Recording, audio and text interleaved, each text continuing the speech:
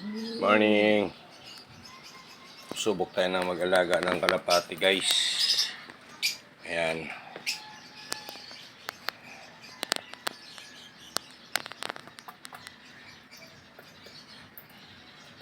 Salamat kay Diko Gibara. Bigyan niya ako ng 2 pares ng kalapati. Ayan. Siya na ayan po, bali nag-start ako nito is 2. Ayan po yung una ko, ayan o. Galing po ng Pampanga yan sa Gibara Kalapati Farms. Magalang. Galing yan. Yan, yung blue, tsaka yung isa nandoon sa kanyang taguan.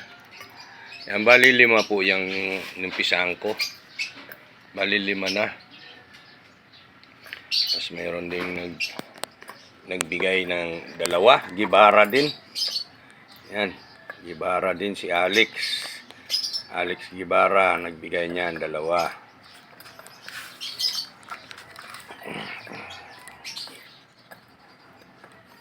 Yan. Nagbigay sa akin yan si Alex Gibara. Ito si Dex Gibara. Yan. Galing yan sa Magalang, Pampanga.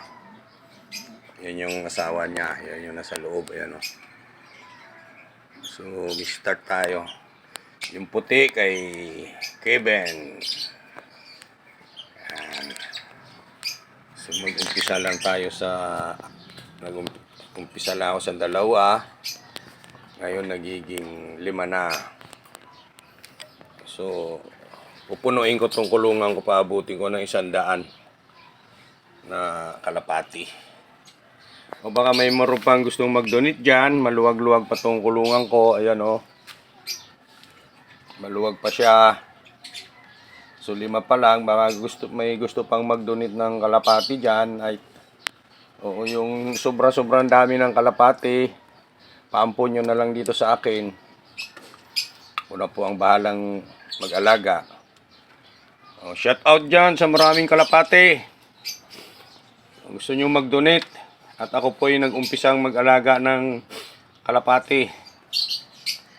Yan, first time in my life na... Ay hindi, second time na pala to. Dati nag-alaga na rin ako ng lahat kulay puti. Ganyan, kaya lang pag nag-alaga na ako dati na lahat puro puti, wala akong hinahalo ibang kulay. Ayan, tulad yan sana, pero mahirap kasi minsan pag nakawala, dinadagit lang. Ayan, yan po kay Alex Gibara. Yan po kay paring Dikong Gibara sa Magalang. Saka yung shoutout sa kanyang mga mabubuting anak, binigyan niya ako ng 2 pares. Yan.